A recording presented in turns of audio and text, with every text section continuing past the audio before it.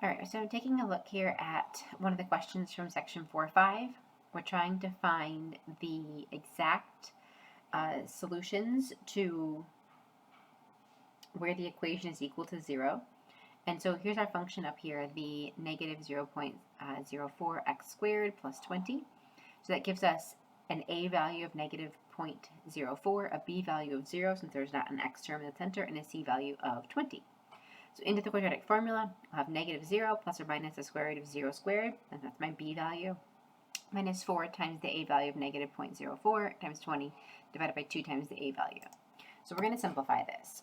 So first things first, I'm just going to copy and paste, and then these zeros, since they're 0, go away.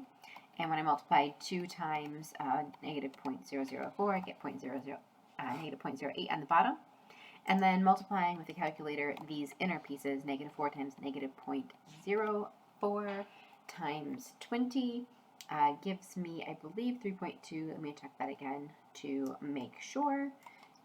Yes, that comes out as a positive 3.2. Okay, so it's not yet simplified, so we're going to keep going. And one of the problems with getting this inner piece simplified is their decimal point.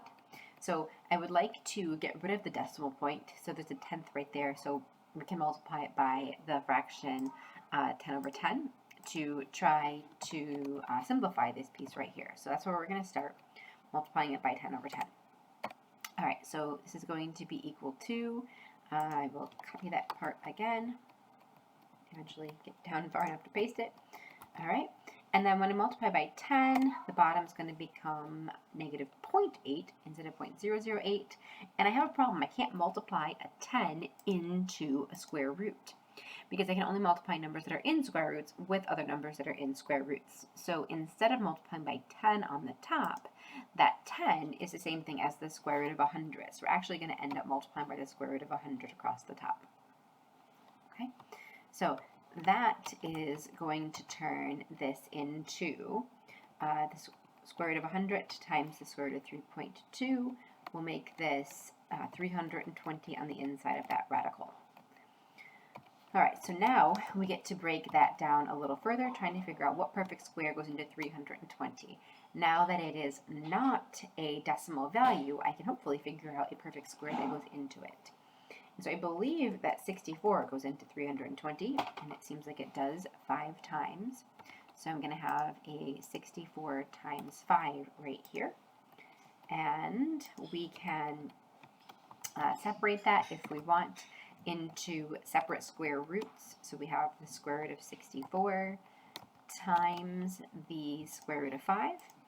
And then, because we know what the square root of 64 is, we can replace the square root of 64 with 8. Okay, almost simplified here. We're going to take our 8 and divide it by the 0.8. So 8 divided by 0.8 is 10. Now, technically, I have my plus and my minus symbol up here to represent both of them. If you want to think about it as the two separate right now, we can. But the positive one, when I divide it by negative 0.8, will turn into a negative 10, and the negative one, when I divide it by negative 0.8, will turn into a positive 10. So I really do end up with one of each still.